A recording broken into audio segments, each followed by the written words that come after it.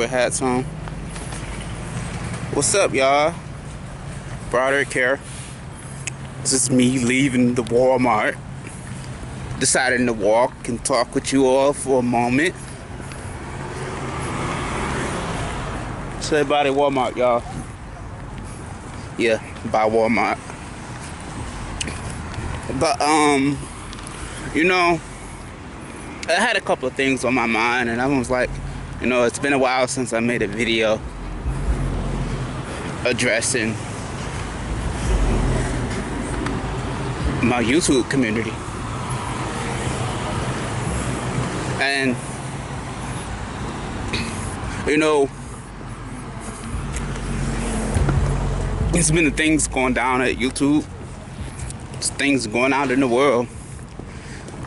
I've decided, I've been letting that stuff pass me by because I've just been busy with my own daily life. And I was like, it's been about, a good, I don't even remember anymore. I don't remember the last time I uploaded the video. I know it's been some time. And I'm like, maybe I should get on there and talk to these people. And so here I am. And, you know, I never covered the subject of male disposability, like, ever, on my channel before. So it's like, you know what, I want to talk about that, because I've definitely experienced it. I want to say anybody that's born a man has probably experienced male disposability at some form, shape, way, iteration, or incarnation at some point in your life. And yes, that can occur even as you're a child. You think children don't know what male disposability is? They can know how to swallow food and digest chemicals that get put into that food. I'm pretty sure, you know, they can walk, talk, eat, and poop. Yeah, they probably can understand what male disposability is. Not probably as much as well as we are, or refined to it as adults, but they experience it at some point, and they understand it at some point.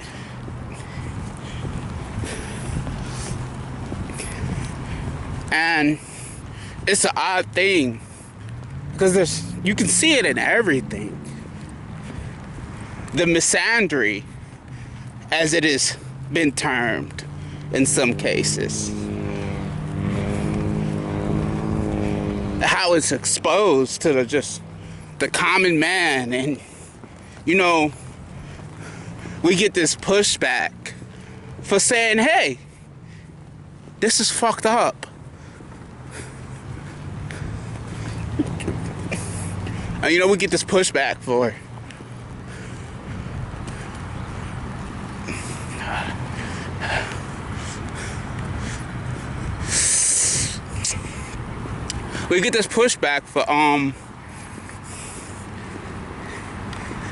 holding people accountable to the misandrous acts that they commit against us by, you know, deciding, you know what, I'm not going to deal with this.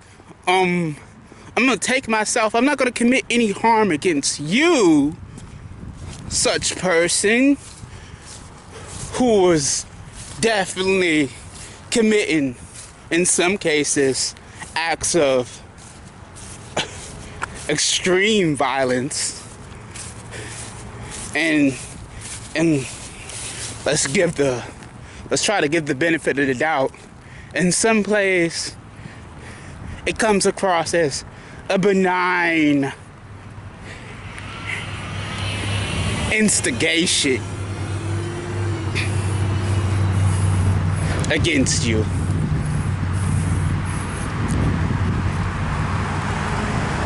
At the end of the day, it's still harmful to you.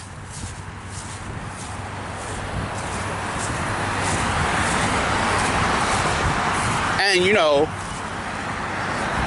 we as men decide to unite, I'm going to distance myself from being exposed to these types of things. And you know, I'm going to make account in a lot of cases with ourselves to not allow ourselves to be disposed to these things. And by our own simple actions of holding ourselves accountable to not be disposed to misandry, we by then and such, in any way that we hold ourselves to account, that account affects to an extinction of the populace around us.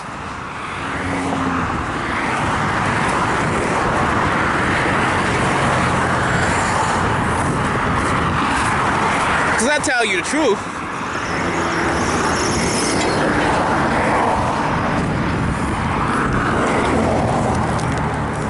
when I say this, that you holding yourself accountable will reflect in others.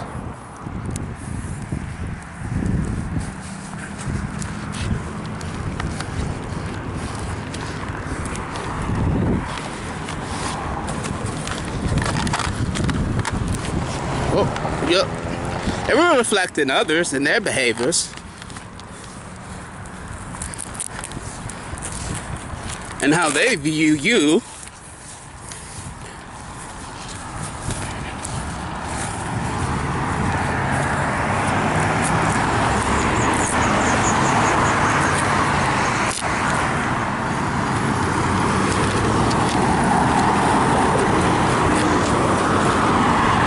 Did you like the shaky cam when I put my gloves on? No, nobody likes shaky cam.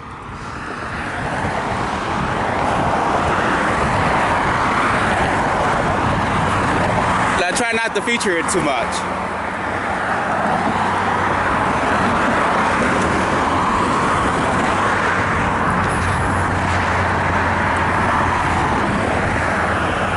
Okay. And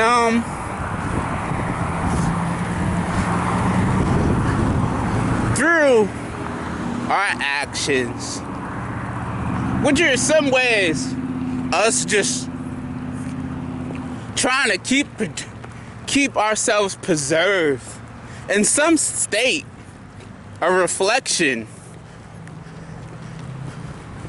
of what we are as men. You can see it,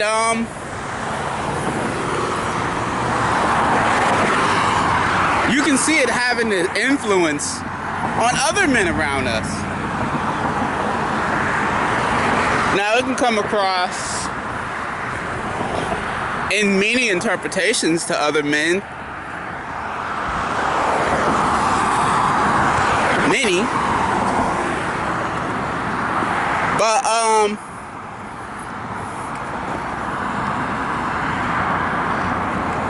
and one such iteration that I want to talk about today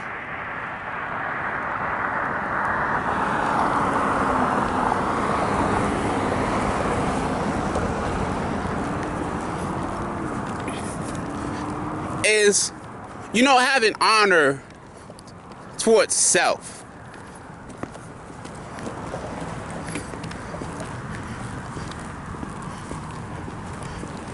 Not for any person, not for any cause, but in self.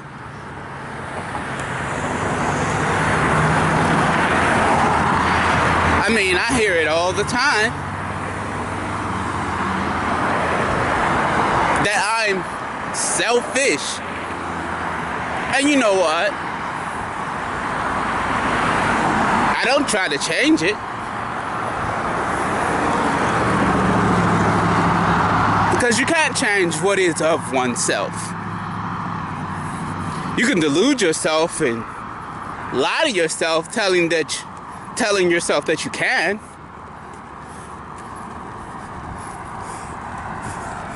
But listen here. Listen here, folks. A lie is nothing more than just that. A lie.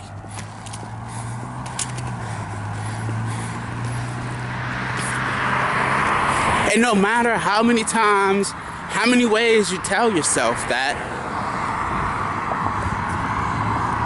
the truth is that it's just a lie at the end of the day.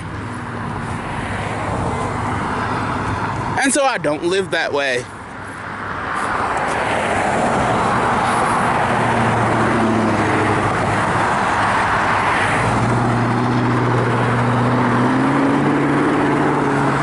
I don't ascribe to all these, these narratives that I should try to be like this. No, I don't.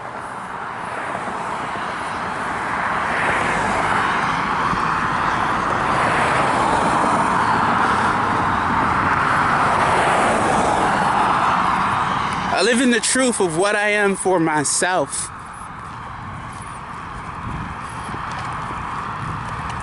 And I close my mind, I close my heart to the influences that others try to place upon me. And for that, I am deemed selfish.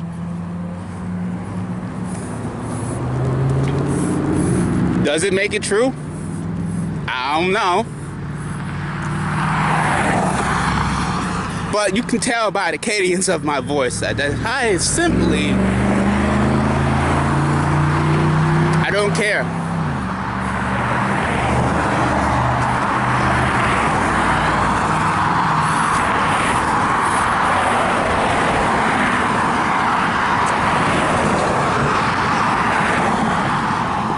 I don't live with that.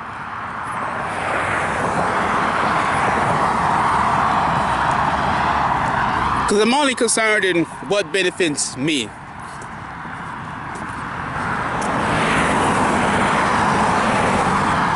And how can I come to know what and what would not benefit me? Well, that's the case because I lived for the benefit of others.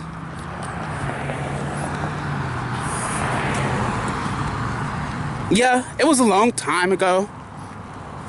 Yeah.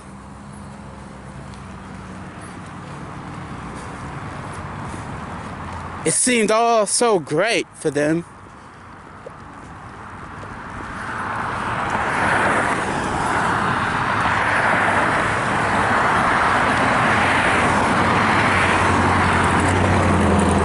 But what is the saying that we always hear? All good things in time come to an end.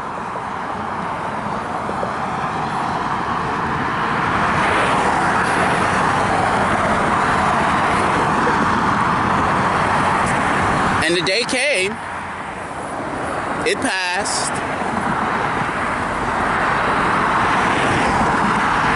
and now I relish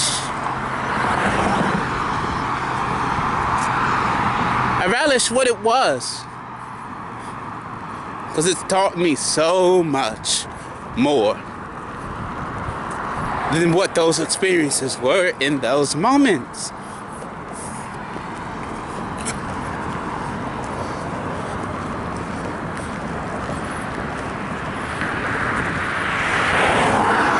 You know, a lot of people say I became hateful. No. And it's not because any reason, because you don't need a reason. It's as natural as breathing air in and out. You don't need a reason, folks.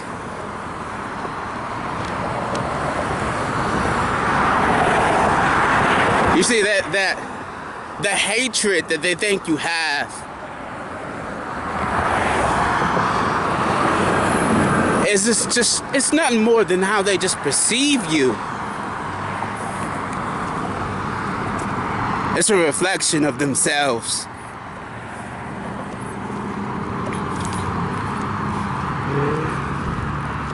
And more often than not, you will find it is them that hate you And they're lying to themselves to protect their own ego.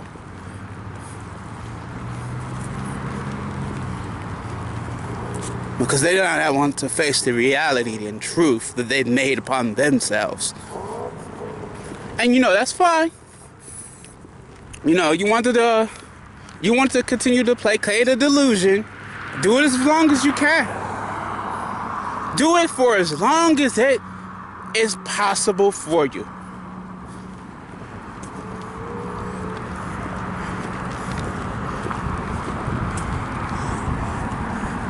But you all can understand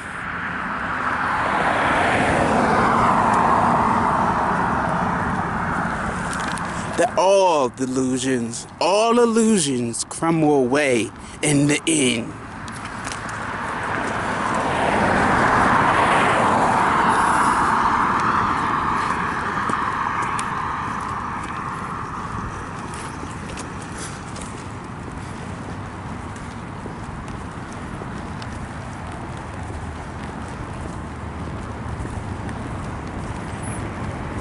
My mind often spends its consultation in a reflection of my own actions and the parts I've played to bring about the realities that I live in and the things I've done with myself. So they might come to question in my consciousness, what acts have brought me to the moments that I live in?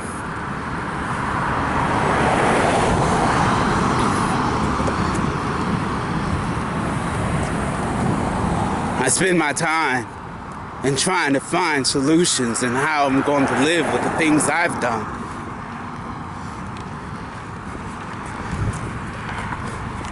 And for that, I'm deemed selfish.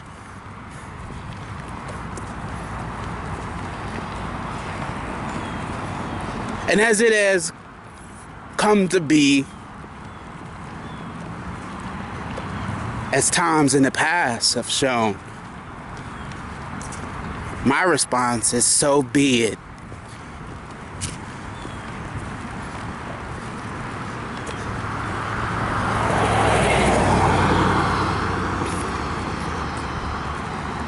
And with a grinning glower upon my face, I think upon myself, well, if it is such that you see me as, let me live up to your expectations of it.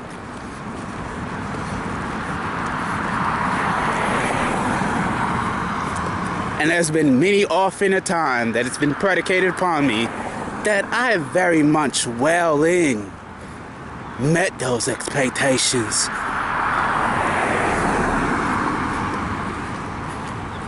In greater of glory, and with even valor in such cases. But it doesn't surprise me. Maybe the outsider.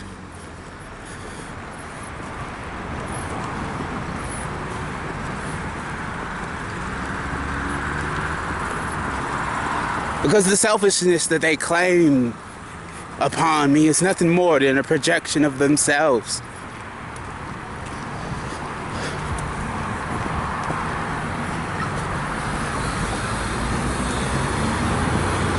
And so for me, it means nothing. It is nothing. Has no substance.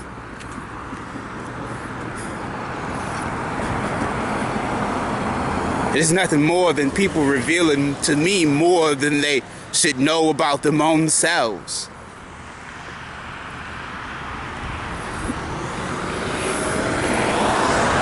It's funny how that works. Funny how that works.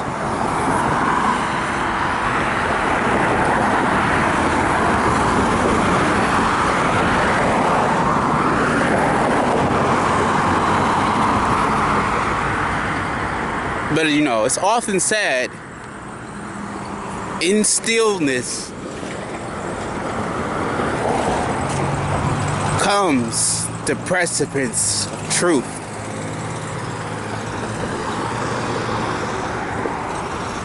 And upon that precipice,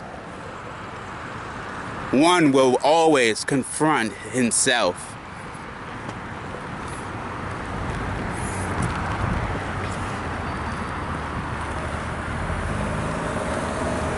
And so, man, I bestow upon you more knowledge of myself and the determinations of others.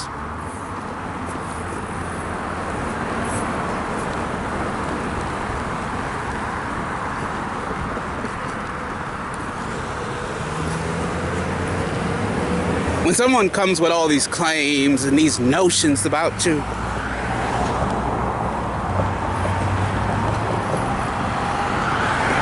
live with the information that they put upon yourself.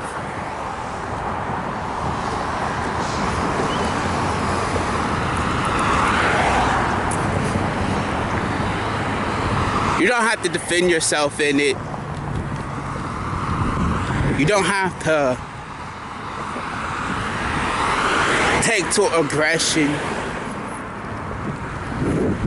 All you have to do is let that life show you its moments.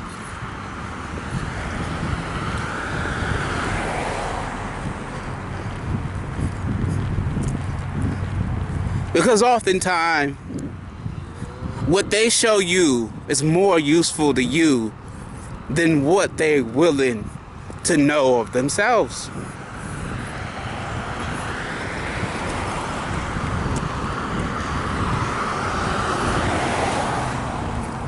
It will often be this way. For those people who don't know themselves, they'll become anything, even if it is harmful to themselves.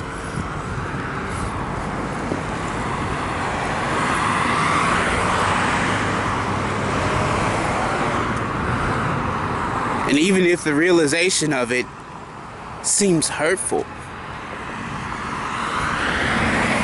they rather live with a lie than feel bad about themselves in a moment which will pass like the falling of a leaf.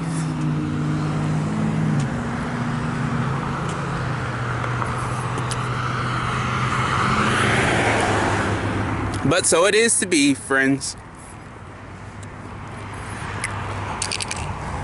I part with you now, America, for our time has come to an end. I'll see you all in the next video and whatever else I might be making in the future. Turn this thing off.